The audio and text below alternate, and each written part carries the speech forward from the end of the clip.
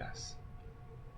Hey, and welcome to the show. This is the WAN show. The WAN show, that is. Or the Nah? The Nah show. Nah.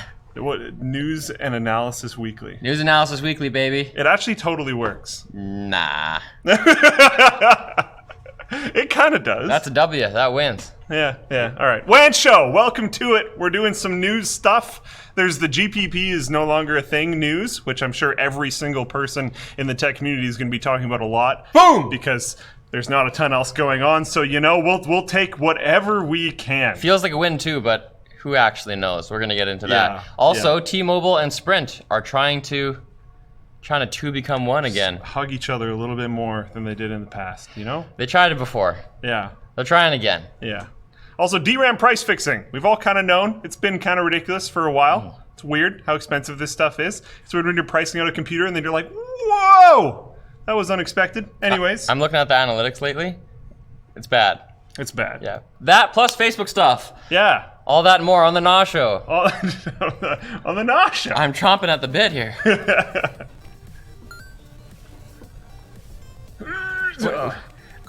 Who thought of that clench thing? I don't know. Ed, technically, I guess. That's just hilarious. Originally, we were going to have a new one of these like every week, and then I think we made one, and then never again. Yeah, obviously, that's their plan. Which one's you there? Freshbooks! Freshbooks! The one in the blue sweater. Because I used to always wear that same sweater, and the he used shorter to always one wear the same shirt. Looks... I don't know. Thank you, PIA. PIA! I appreciate your stuff. You don't have Squarespace. Thank you very much. My hair changes depending on the season. What season are you a redhead? Weird. Oh my. Only in Vegas, baby. Ginger Luke. Oh, that would be great. Ginger beer. We're going to start off the show with a Folding and Boinc community shout out. We have one of those things on the forum. How cool is that? Yeah. I didn't even know what it was. Oh. I had no idea. I've heard of distributed. Oh, I thought you just didn't know what our team was. I had no idea what the folding thing was. I got a message from one of the members of our folding team who was like, can you give us a shout out? And I was like, what are you? What is folding / Boinc? What? And then I was checking it out. I was like, oh, this is amazing. I want to do this. I think I might set it up. Yeah, so we have a community on the forum dedicated to Folding and Boinc. Folding and Boinc is more like... Boinc can be a lot of things. I know what that is. It's Friday, baby. Folding at Home is a distributed computing project for disease research that simulates protein folding, which is why it's called Folding at Home, because you're folding proteins digitally at home, and computational drug design and other types of molecular dynamics. It's this really cool thing, and Boinc can do stuff similar to that or sort of not. And this kind of research takes a lot of computing power, so that's why it's distributed. So you can help out and actually chip away at cancer research or Alzheimer's research just by using your spare compute cycles on your piece of crap PC that's in your storage room, like I plan to do. Or, those mining machines. You don't say. You could repurpose those to helping cancer if you wanted to, or you could not. Whatever folds your boat. Are there foldable boats? Sensible chuckles. Well, theoretically, deflatable. If you deflate a boat, and then you fold it into the shape of a protein. Anyways, moving on to wait a second. These guys, all right. These people on the folding team, yes. You can do this at any point, right? Like you can turn on, but they also do these like bursts. Yeah. They do these weeks where they all try really hard to devote as much of their computing power as they can to do it. And sometimes it'll be like a competition kind of setup where there's like leaderboards for how different teams are doing. Yeah. So they'll be like, who can make the most this week or whatever. And we're like in the top 20. We do pretty good. And I've contributed nothing to this. Let's get it. Let's get it. Speaking of getting something, no longer are you going to get NVIDIA GPP. Yeah. Oh, I thought you were gonna say get screwed by GPP. Well, might. You might still get screwed by GPP. Okay, so just to catch up, the people who don't know what the NVIDIA GeForce partner program was, it was basically like if you're a partner of NVIDIA, like oh no, this guy. What are your thoughts? Quick before you go. We won! Victory is ours! You're behind the mic.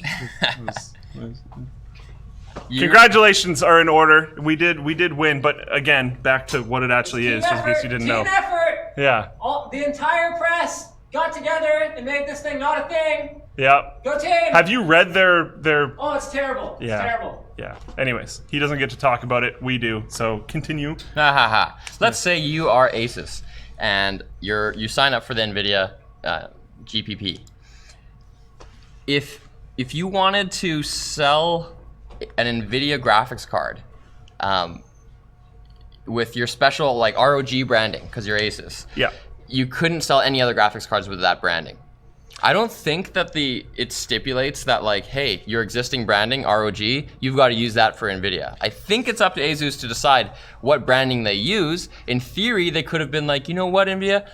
We're going to use our awesome ROG branding on the Radeon cards, and we're going to make new branding for you. That would, so from a company's perspective, though, that would generally be bad because the majority of the market is NVIDIA purchasers. Exactly. So you want to use your stronger brand for that because you'll make more money. Exactly. So they're totally cutting out, and this mind share really matters, right? Because what they're forcing, and what did actually occur when this program rolled out was that you've got to make new product lines, you've got to fork your branding basically. And so they made Aries.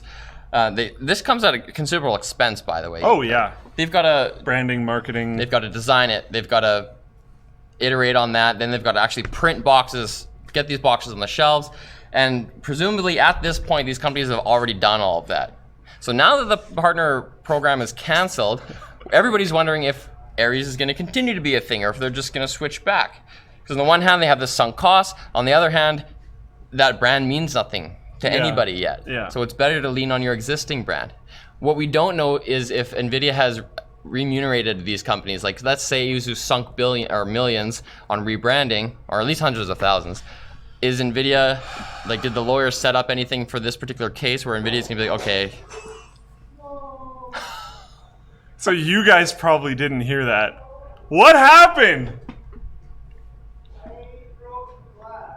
Was it the teleprompter glass? I would go help him. Are you all right? Dennis is dead, everyone. So a glass fell and shattered into a lot of pieces, as we were able to hear from here. I guess, yeah, you guys definitely can hear that. We just heard shattering and then Dennis going, no! Oh, yeah, it was very audible, yeah.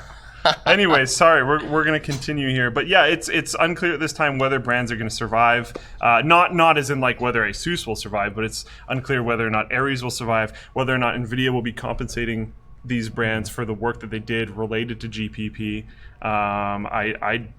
In the, like, who knows how accurate it was leaks that we got, I didn't see any provisions for that because I don't think NVIDIA was expecting to have to pull back out. But I guess we didn't see the other side of the agreement either. It would have been what those particular companies' lawyers came up with. Exactly, right? so we didn't see the other side. Wouldn't be in the original TOS. Yeah. Another interesting thing was how they framed their cancellation. So we learned about it through a blog post that NVIDIA uploaded. And they didn't like Facebook it. They didn't go on an apology tour. They didn't own what they did. Oh no. Instead, they framed it thusly. You know, there's all these rumors and conjecture and mistruths around about the NVIDIA GPP. So rather than spending our energy battling misinformation, we're just gonna cancel the program so we can focus on what's important, like building the new technology, like as if the GPP and all the backlash was like draining their resources. As if all the technical people at NVIDIA were quick working on marketing. Yeah, like the engineers were like, I can't focus because everyone hates us because this is a PR nightmare. This is so brutal. Yeah, they didn't. Yeah, it's that part is so brutal because a lot of the reason why this has all come to light was because of people, I don't remember his name right now, but from the guy from Hard OCP that like pushed all this kind of stuff, and the rest of the media, not just us at all. We probably had a relatively small involvement because I think we just talked about it during WAN. There's other creators that have made dedicated videos and all this kind of stuff. When? WAN? Oh, the NAW show. Oh, yeah. Sorry about that. Yeah. Had a lot of confusion around the name. But there's been a lot of... NVIDIA made us rebrand. It's the NAW show with Radeon graphics. Anytime we talk about AMD graphics cards, it has to be on the NAW show. Yeah, that's awesome. That's awesome. Each week we have half an hour for WAN, half an hour for NAW. Sorry. Yeah, so it's just... All this stuff was brought to light.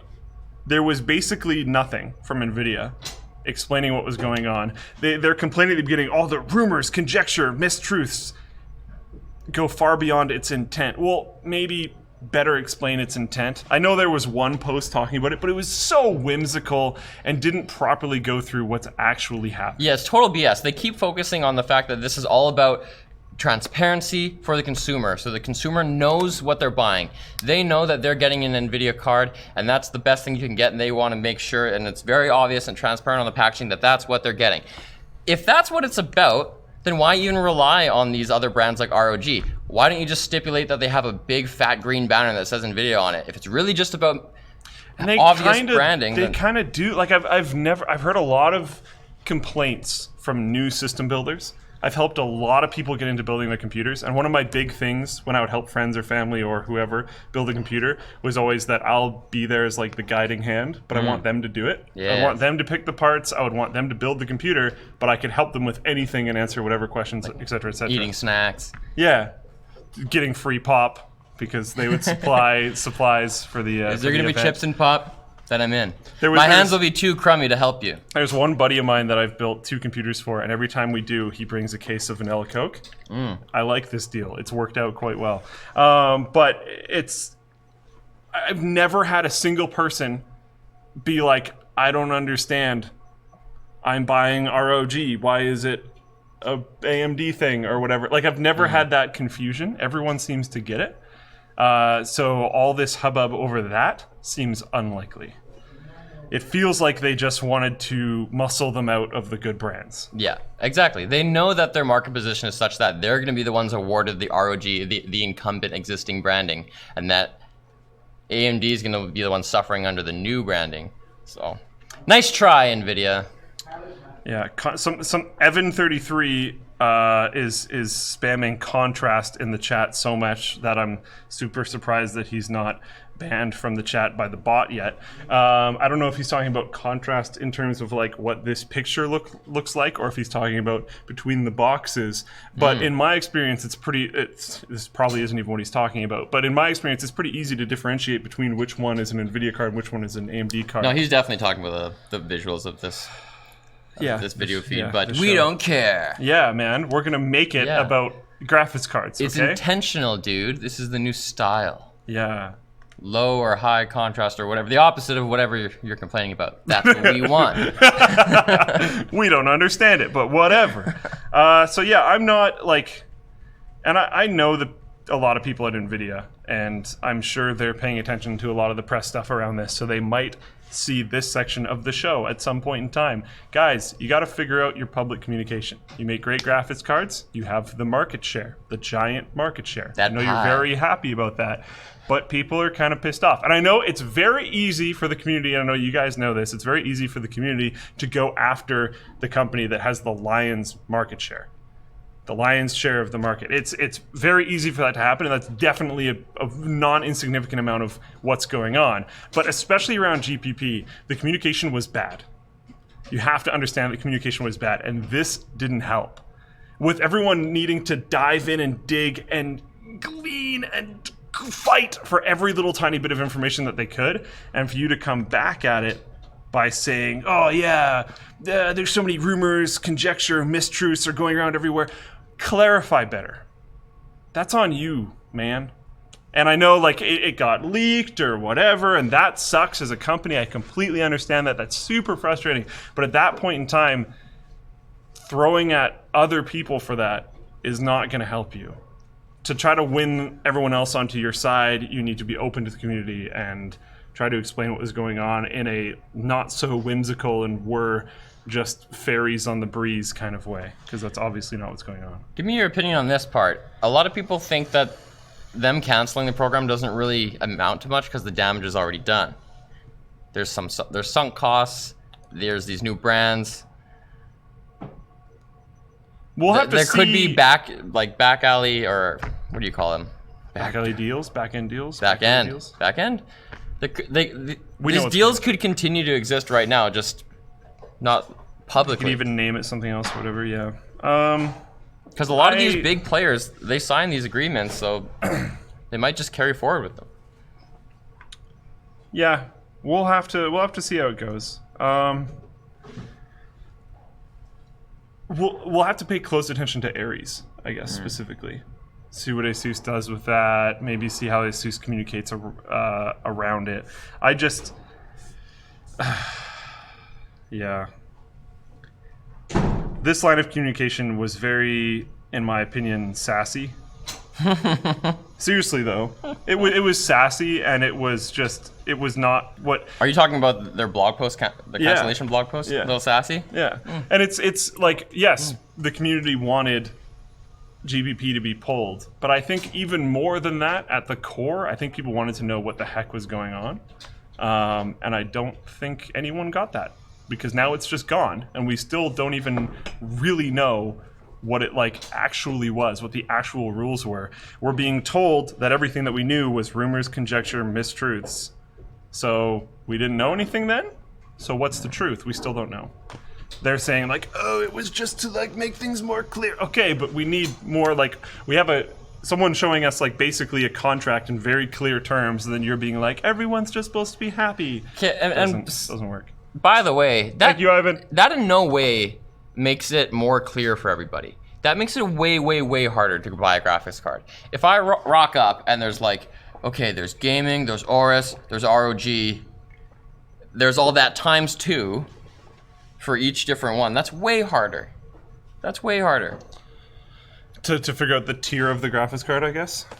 Because none of those words really mean anything. No.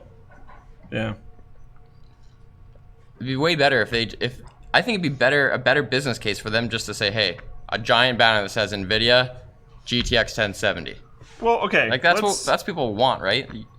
Let's I'm gonna get to the page first, but let's go to Amazon.com. No. Let's go to Newegg. Ooh. I switched because of purchase history and related items and stuff. Okay. Did you get a Veiny Vic? Don't worry about it, boy. Let's go to Luke's screen. What is that? What is that? Now squeal!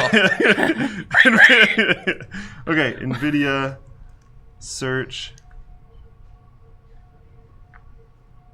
I guess you don't even see boxes.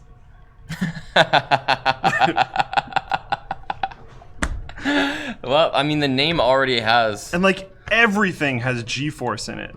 GeForce GTX.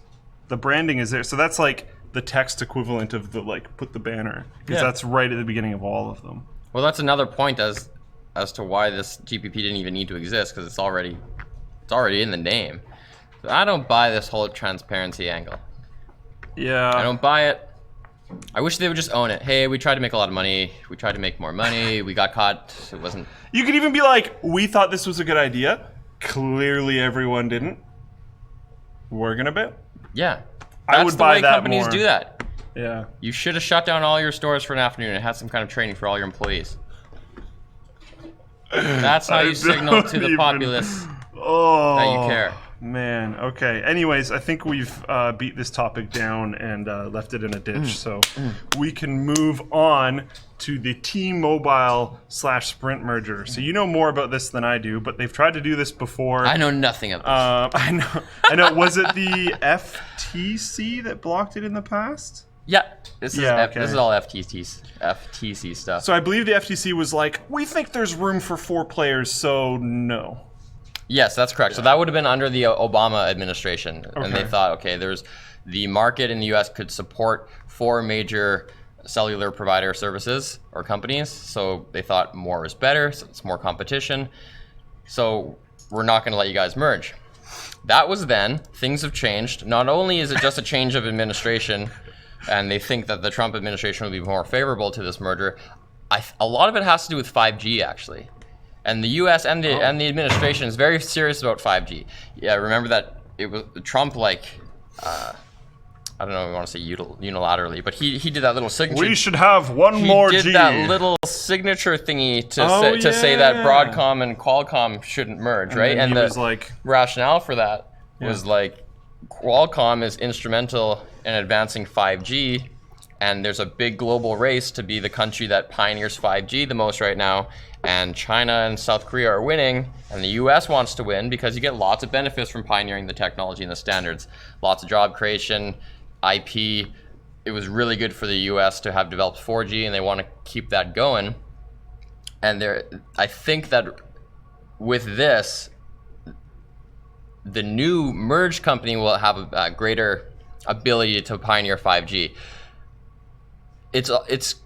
I think there's an opportunity for T-Mobile and Sprint to make a really cool name when they merge. Mobile, Sprint, that's a lot of motion here, but they're just going to be called T-Mobile still. Missed opportunity. Oh, okay. Missed opportunity. So they're merging, but essentially T-Mobile is taking over Sprint. Is that kind of the deal? Because if they're just being called T-Mobile... I don't think the name, I don't necessarily think just because the name is still T-Mobile that indicates that they're the big winners. But I don't know. Maybe. I think public eye, it might come across that way, even if it's not actually that way. Because everyone's calling it T-Mobile now. Well... I don't know enough about it. I can't really claim anything they're not. either way. They've just said that they're committed to merging. They plan to merge, but it's not up to them. They still have to. The courts still need to approve this. Yeah. And that's going to take a couple months, I think. Even though I'm not from the States, I generally like T-Mobile. I've liked how they've done a lot of their campaigns. I like the kind of moves that they've done in the market over the last while. So, sounds cool. Here's a theoretical question. Every good capitalist likes competition, right? Yeah. My question is, does more players mean more competition? Not necessarily. Because right now you've got 4. T-Mobile and Sprint are numbers 3 and 4. Yeah. They're way smaller than AT&T and Verizon. Should they merge, they'll be about the same size. So do you think they actually have more of an ability? Is there more competition when there's 3 equally sized players than... I kind of think probably. Maybe? Because I think where the market probably needs more competition is with the big guys. So I would rather there be a fight between 3 big giants. And please no less than 3. Because we have enough of that problem in our own space with AMD and Intel and AMD and NVIDIA. But so please no less than 3. But I like the idea of taking 3 and 4 and making them an actual proper like a real competitor. Yeah, exactly. Against the other 2 big guys. That seems like a good idea to me. And even if you can make a 4th, as long as all 4 are the same kind of size, when you have 4 and you have 2 kind of smaller ones and 2 kind of bigger ones, there is good competition there because there's competition for the smaller markets and competition for the bigger markets. But I don't feel like T-Mobile and Sprint are going to abandon their places. Sure. So I think it'll be okay. They'll have more funds to move up market, though. Yeah. Speaking of collusion, because 3-player oligopolies suck, DRAM price fixing. Yeah. Good call. So the law firm Higgins Berman has filed a class action lawsuit against Samsung, Micron, and Hynix. I love how every law firm is so obviously a law firm just by the name. I wish that was one person's full name. That'd be awesome. There's a lot of people with 2 first names, but not enough with 2 last names.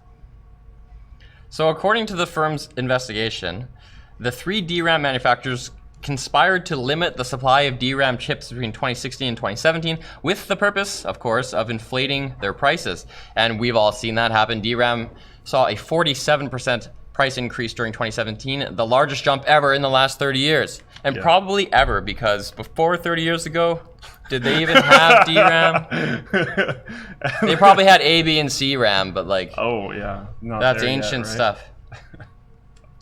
So the complaint has been put forward on behalf of anyone who, in the US, purchased something containing DRAM from one of these 3 companies from July 1st, 2016 through February 1st, 2018. The suit claims that after a global decline in the price of RAM chips, the 3 companies began in June of 2016 to deliberately limit their output of DRAM storage chips. But did they have to, if they're colluding and they want the prices to go up instead of down, did they have to do it so hard? I mean, like, it's kind of like they kind of overkill. It's pretty suspicious like, it's so now. obvious. That's you think you try to be slightly subtle. Let's just get them to climb gradually. But depending on the details. No, man, I want like 400 new cars. Well, okay, let's crank it up a lot. They're obviously going to try to get away with it, and maybe what it takes to get away with it is to be like, we literally don't have the capacity to make more, so then they had to not build a factory, and then they don't have this factory, or they have a lot of it has to do with their process nodes and stuff too. Yeah. So because they're not scaling how they should, and they're like publicly saying to each other that they're not going to go for scale, they're going to go for price per item and whatnot. Well, I hope they get found guilty. That'd be interesting. That would be pretty cool. The world cool. would be more interesting to me. It'd be kind of fun if you could charge someone guilty for like your jerks at running a company. Oh yeah. Like you clearly have the money to build another factory. There's clearly the market to build another factory. You're not doing it just because you want to be whatever and charge an insane amount of money per chip. So you guys suck. Here's a fine. Yeah, this is kind of where capitalism breaks down, where it's like, in theory, if they're doing that, then there should be room for a new entrant in the market, but the barriers to entry are so damn high. So insanely high. The investment's so large, and the talent pool is just not big enough that they own it. It's an oligopoly. I wouldn't be surprised if these guys were caught, like actually guilty, because from 1998 to 2002, Hynix, Samsung, and Micron were among a group of vendors who would ultimately end up paying a settlement to end complaints that they conspired to rig the price of DRAM chips. So it's not even the first time this happened. Also, thank you, Twitch chat, for pointing out the resolution problem. I don't know what was going on there. I had it set to default resolution, and it must have been on like 64 by 64. Not actually, but it was pretty freaking bad. So I changed it, and we seem to be good now. I put it that way, actually, because I have a zit. Thanks, Luke. Yeah, get owned. Now it is there for the world to see. No, it was the resolution of this screen. So it didn't even have anything to... They could already see my zits. Yeah. It's okay. There for the world to see. Speaking of for the world to see, let's do sponsor spots. Sponsors. Yeah. Get money. For the world not to see, your private infernet? Your private infernet access information. Information. Whew! I meant to say your private information, but I tripped like 18 times trying to get there. But anyways, PIA, if you need a VPN, like my dad did to access his own website at school, that was pretty insane. With the IT uphill department, both ways. Basically, he's a instructor, and the IT department at school had no idea why he couldn't access the website. So I was like, just do that thing, and it worked. What's his website? Can we all go to it right now? That'll probably bring it down. But lukesdad.com. Yeah, let's not. I'm actually not going to tell the domain name because I actually am going to go to lukesdad.com just to see. Is there a website there? It's probably owned, but not. You might want a VPN behind. Okay, it's not. Yes, someone's going to own that now. It's parked for free, courtesy of GoDaddy. It's going to take almost no time until that's gone. Yeah, your dad's watching this and he's probably buying it up right now. Anyways, you can connect up to 5 devices onto your PIA account at a time. They have apps for Android and iOS if you need it. There's apps for Windows, Mac OS. Literally the notes on here say Linus, but I'm pretty sure it's supposed to be Linux, but that's wonderful. And Google Chrome, so you can have a plugin specifically for it, so you don't have to have the app installed on the computer if you want. It's kind of easy to do it that way. It has an internet kill switch that will block all traffic if the VPN becomes disconnected unexpectedly. That's quite cool. Not all VPNs have that, so if your VPN disconnects for whatever reason, it then starts flowing everything through. Yeah, not VPN, and that's not super great. That's such a fail. Check it out today at the link that's like below here. If you're on Twitch, I guess just type that out. It's not that complicated. Or if you are on YouTube or SoundCloud, I guess. Does anyone listen? Some people do. In the description of this thing, whether it's an audio thing or a video thing, we'll have a link to PIA. Check it out. It's awesome. It's great. It does good things. And speaking of things that are awesome, great, and do good things, Freshbooks. Freshbooks. If you're trying to run a company and you need to invoice people for whatever reason, you can do that. Super fast, super simple, no big deal. Invoices to your customer. You can check to see if they have seen that said invoice, so you can bug them about it. And get that green. You can collect your money. You can also do expenses through the app, which is super cool. It keeps track of who owes you what. It keeps track of how much you've spent on different things, which is really cool. We used it in a scrapyard horse, and it was actually quite helpful. If you have any questions, you can reach out to an actual person. There's no escalations. There's no return calls. They just pick up and solve your problem. There isn't even a phone tree. You're just like, hey, what's up? I need help. And they're like, yeah, I got you. No problem. It's pretty simple. I'm sure that's exactly how they do it. Freshbooks. And next up, we have Squarespace. Squarespace is a website that you use to make other websites. It's like websiteception. It's wonderful. It has the replicator. It's $12 a month. If you subscribe for a year, you get a domain with it, because that kind of makes sense. So you can go to one place, get a domain and a website. You can build your website really easily, even if you have no idea what building a website even means. You can do it, no problem, on Squarespace, because they give you this like beautiful template. You just put in like words and pictures, and it's like, oh. If you think building's hard, you're not going to sweat. There's no manual labor. Yeah. No problem. I mean, it's manual in the sense that you need to use your hands. You do need to type and click. That might be semi-problematic. You could use a voice to text. Yeah. And you might be able to do a clicking thing some other way. Like echolocate your computer. Yeah. Well, Squarespace now supports echolocation. There is mouse control with your mouth. Whoa. Yeah. For if you're like partially disabled in some way. You can scroll with your tongue? I'm not sure how it works. You can middle click? There was a kid in my school and he showed me how his worked. And it was actually really cool. But that was a long time ago, and I'm sure it's advanced since then. So, yeah. Anyways, you can use offer code go to squarespace.com/LTT and use offer code LTT to get 10% off your first purchase. So you can have a website and domain and all that fun stuff. What if someone followed your advice right then, went to Squarespace, and the free domain they got was lukesdad.com, and then they made all of this tonight? Do it. You could. That's kind of the cool thing. It's so fast you could actually have it done for tonight. Oh, easily. Which is pretty neato. And then I don't have a lower banner for this, but also check out LTX 2018 at ltxexpo.com. And I realized that the X in LTX stands for Expo, and then we also say Expo. So just don't worry about that too much. ltxexpo.com, check it out. No, it means exploration, like SpaceX. Oh. Linus Tech Exploration Explore Expo. us. Come and explore us. It's going to be lit this year.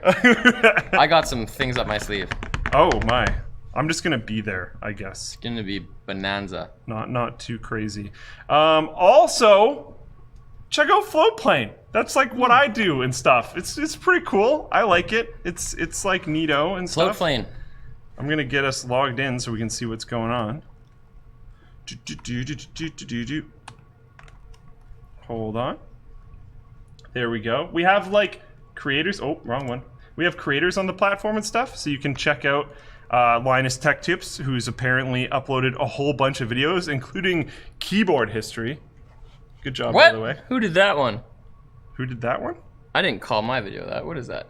Well, okay. History of the computer keyboard. Is that a tech quickie? Who works here? What? That might be a tech wiki. Maybe. We'll see. Not now, though. There's also other stuff from Linus Tech Tips. There's stuff from Bitwit Ultra if you subscribe to him. There's stuff from Tech Deals if you subscribe to them. It's cool. It's a platform that has different people that you can subscribe to, see their videos. It's a tech wiki. Ah, nice. We have a confirmation. Thank you, Dennis. And you can watch their videos in glorious, really high bitrate and really nice sound quality and a private, nice little comment section, so you don't have to deal with the drivel that's on YouTube. Yeah, and it has a thumbs down button. It does. So you can be like, in the comments. You're dumb. Find other humans. Get used to it. It's the real world, virtually. Yeah. Don't say this out loud, but look at that. I'm gonna buy that. I love that. I'm gonna make it into something cool. You know one of my favorite domains that we have to do something with, but we don't know what yet? Is adequatevideoservice.com. We've been thinking about using it for like our back end or something, but yeah. It's just a funny little joke. Don't worry about it too much. Could use that for April Fools, maybe. That would be funny, like redirecting the whole thing. Warranty void stickers. We have an update. That's exciting. I've been excited by this for a little while. I'm gonna. I think I was on here last time we talked about it, like 2 or 3 weeks ago. That sounds we talked about right. it together, and at the time, one quick thing. Someone asked, "Is there a Floatplane free trial?" There will be. There isn't yet. We're currently in still like an alpha E kind of stage. So once we properly release, there will be. The day there's a free trial is the day I use it for the first time. That's not true. I'm just I was on there today, actually. I was like, you have to. I have no choice. Rip. So okay, per US law, no warranty or product sold for over $5 can put any restrictions on repairs. Who does the repairing? You can't have a sticker on your product that says, if you break this sticker or your warranty is void. That happened last time. One of us said your warranty is void last time. Yeah. Anyway, it's still true today. Your warranty will be void if you use a third-party repair service. At least that's what they say, but that's actually illegal in the US. And what we learned last time when the news broke is that, is it the FTC? They issued, yes it is, they issued letters to 6 big companies. We didn't know who the companies were, but they were like, look guys, you know this has been illegal since the 70s. We're about to crack the whip, crack down on it. Yeah. And guess what? Now we know who those companies were. Hit me with them, Luke. Sony, Microsoft, Nintendo. Wow. What competition. It's like all the console people. It's interesting. Also, I don't understand the $5 thing. Why are you allowed to put restrictions on repairs for things under $5? That's so weird. I think it's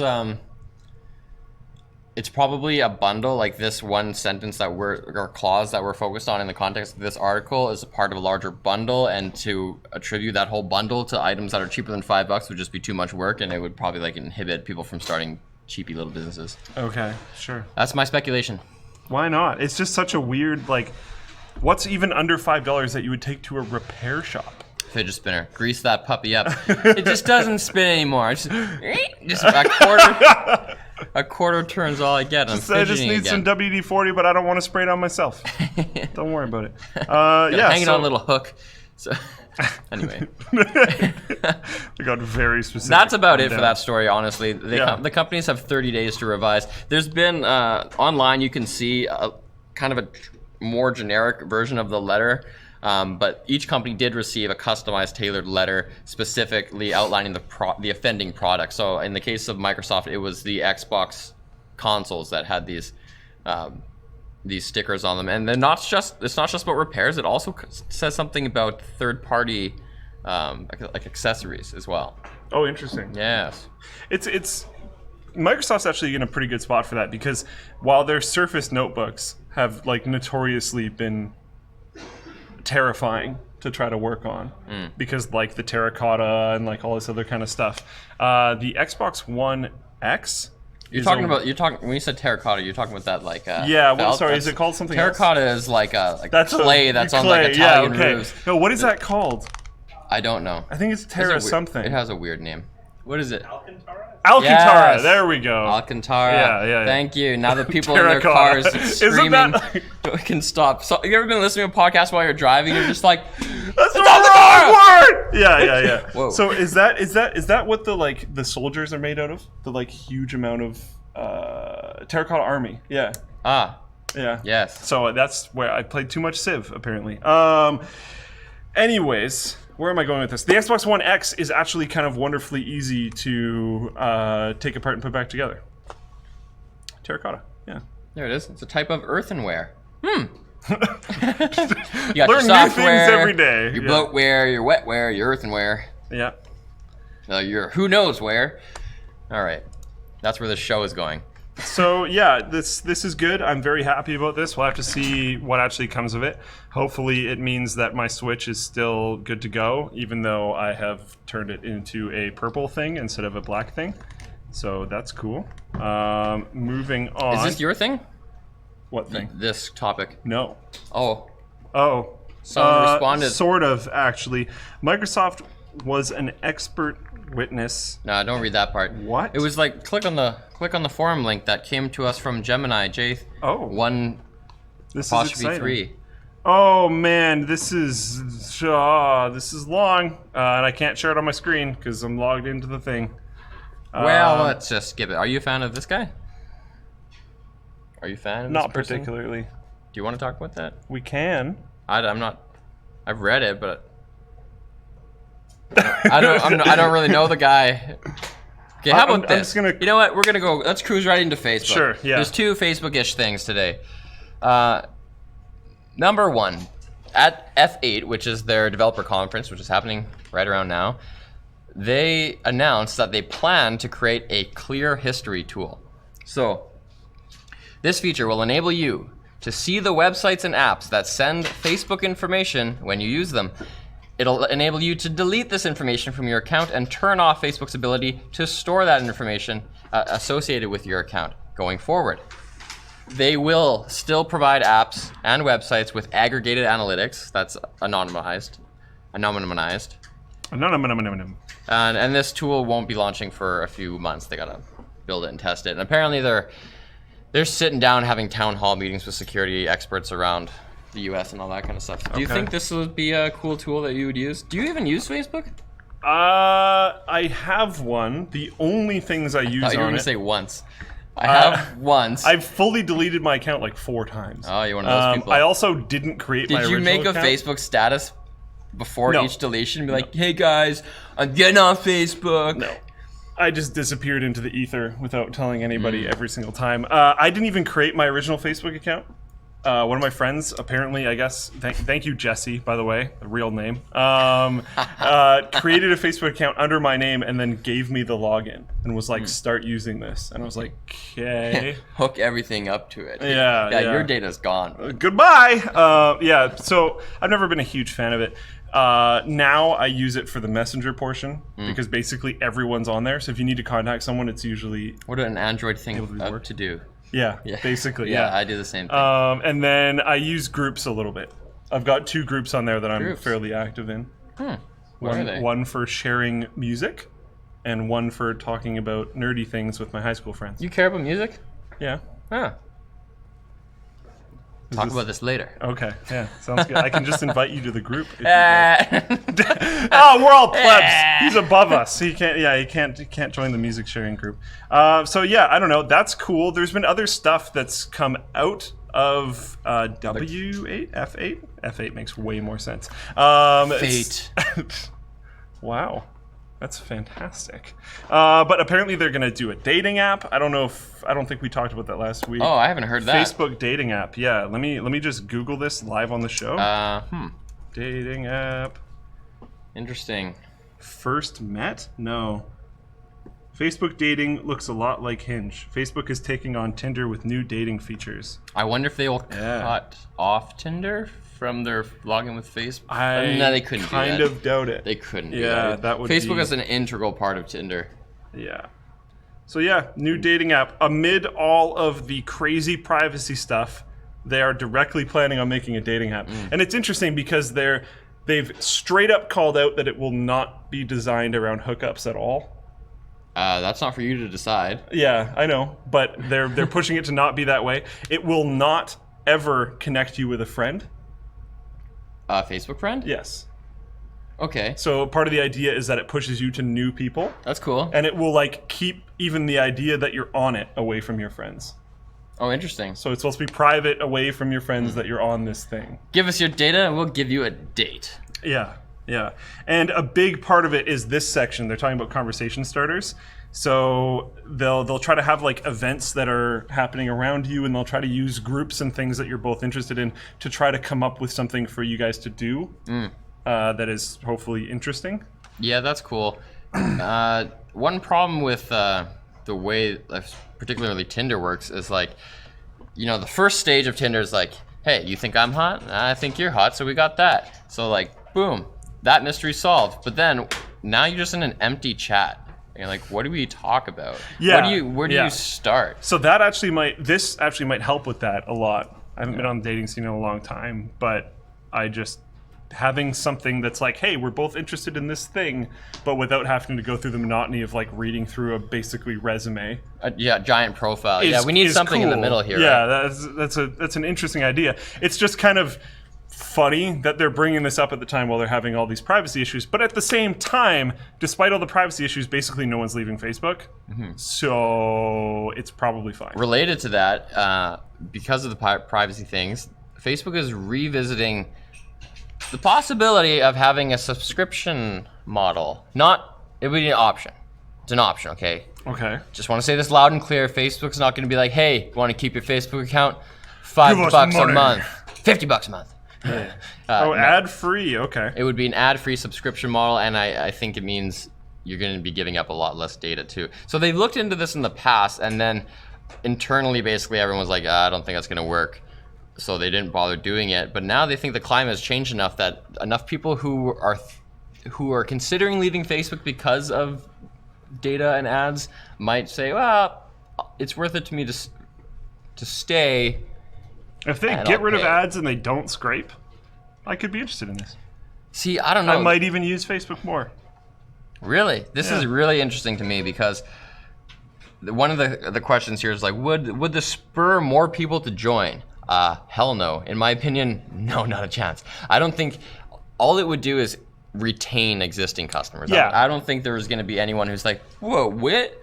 It's subscription model now? I'm in. I think technically there will technically be some of those people, but I think it will be such an insignificant amount that it just won't matter. Oh, it'll be the same number of people who like want to pay with gold doubloons instead of US dollars. Yeah, like it's going to be a like really they're out small, there. It's going to be a really small amount of people, but I think it will definitely increase, again, a very small percentage of people, but probably a bigger one than what we were just talking about. People like me to use it a little bit more. I don't like ads, but I also don't like running ad blocker because kind of, we do a thing on the internet, and when you do things on the internet, ad blocker has the potential of taking away all of your money. It doesn't for us, obviously. But I do feel like, I don't know. I don't want to get into the ad blocker thing because the entire internet just gets super pissed if you ever talk about it. But anyways, I don't run an ad blocker, so I prefer... Yeah, neither do I. I prefer to... You can do whatever you want. I'm not You can do whatever you want unless you want to be cool. But... And people are like, yeah, no. I actually just haven't gotten around to it. I'm just lazy. I don't know. But yeah, I would rather pay a website and not have to see ads. I liked that about Twitch. You could get Twitch Turbo. Now just everyone's Amazon Prime. I would have called it Twerbo. Twerbo. Then you could have a little like mascot for it. It's Twerbo. That's actually pretty cute. The twerking robot. Oh, okay. Not cute anymore. That's just Jibo. No! Where's this WAN show going? This is the Nah show. It's a parallel universe. Okay, so... 2 topics left. Which one do you like? Let's do both. We have... Why not both? 12 minutes. They're both kind of eh. HP printer firmware breaches Australian consumer laws. I have no idea what's going on. Take it away. Okay, so... I'll join you in a moment. I think this began, in the fall of 2016. HP sold a bunch of printers or updated a bunch of existing printers in Australia without telling consumers that there's software in these printers or in the firmware that is going to limit you from using third-party ink cartridges. And that's illegal in Australia. So now they're in trouble. And get this. HP is offering consumers who are prevented from using a non-HP cartridge compensation of $50. If more than 2,000 customers suffered under this software, and if they each get their $50, that's going to cost HP, hold on to your tits, $100,000. HP's like, wait, how much? Oh, okay, great. It's like that scene in Austin Powers where he's like, $1 million, and they all start laughing at him like, oh, fine. Here you go, that was worth a shot. No problem. They probably got way more sales of ink than that $100,000. Yeah, that's really not a lot. Especially because not all the consumers are going to even claim this. No. The laziness will prevail in a lot of these kind of situations. It's like the idea behind like why are there still mail-in rebates? Why isn't it just automatically taken off at the till? Effort. Because you're probably not going to mail it in. Heck no, especially now. God, even when snail mail was just called mail, I wouldn't do that. Yeah. And most people wouldn't. So the discount actually becomes when you do the math on your end, it's not $10 off every single item that you sell. It's $10 off like actually a pretty small portion, but you will probably sell more because you can post the price as being lower because you're like it's lowered because of mail-in rebate, but then no one does it. Anyways, stupid stuff. But genius. Yeah. So it's not even going to be close to $100,000. How much is a new like proprietary HP ink cartridge?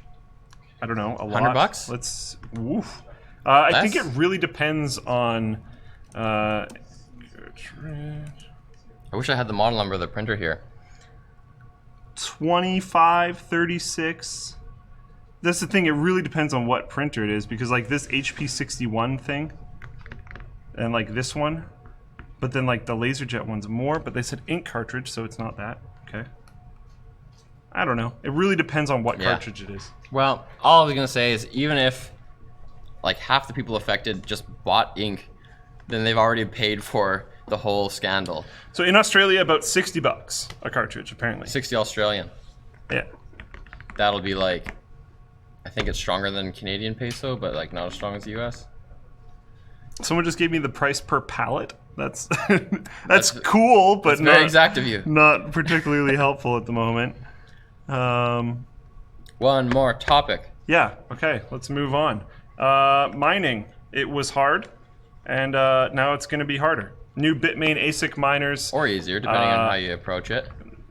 Yeah. That's harder fair. for the average Tro. Yeah. Easier to actually get done. Harder for your average. The Bitmain ASIC miners are able to mine Equihash, and it smashes GPU performance. We've got crypto mining hardware, blah, blah, blah, blah, blah. For $2,000, it can perform as well as 15 1080 Ti GPUs at a mere 300 watts. Equihash is the algorithm used by Zcash, Zencash, Bitcoin Gold, Bitcoin Z, Bitcoin Private, Komodo, Z Classic, and I believe potentially even more. So what this means is that it's so much more efficient to use this, what they call an ASIC, an application-specific integrated circuit, a specialized computer. It's so much more efficient to use that than it is to use a regular off-the-shelf GPU that it brings a concern about how decentralized and free the cryptocurrency is now, because in the utopian world that we enthusiasts dream about, anyone can support the network. Anyone can be a node in the network because you can just use an off-the-shelf GPU that you probably have in your computer anyway. Once there's a specialized machine that's sold by one company, then it's centralized. Basically, it's not. And the thing is, with these, it's like you've got a Fed then. Like Bitmain ASIC miners and stuff, it's like you're not gonna get one. They sell out so fast, and their supply is not high enough that a huge percentage of it is people reselling it, or kind of more like back-end deals. But is that temporary? By the time it becomes easy enough for you to buy one, they'll be close enough to the next one that you probably shouldn't. That's sort of been the pattern for a long time. What I mean, for the whole industry, in the future, won't there be competition? There could be 2 or 3 people producing these things. We'll see. I think a lot of companies are kind of scared about jumping in because it's such an incredibly volatile market. Mm-hmm. That's why it's far future. Yeah. Because it has to stabilize first. We'll see. Yeah. It'll be interesting. And like Bitcoin is slightly going back up, sort of, maybe. So I don't know. Who knows? We'll see. I'm into the Ether price. That's what I look at every day. Here we go.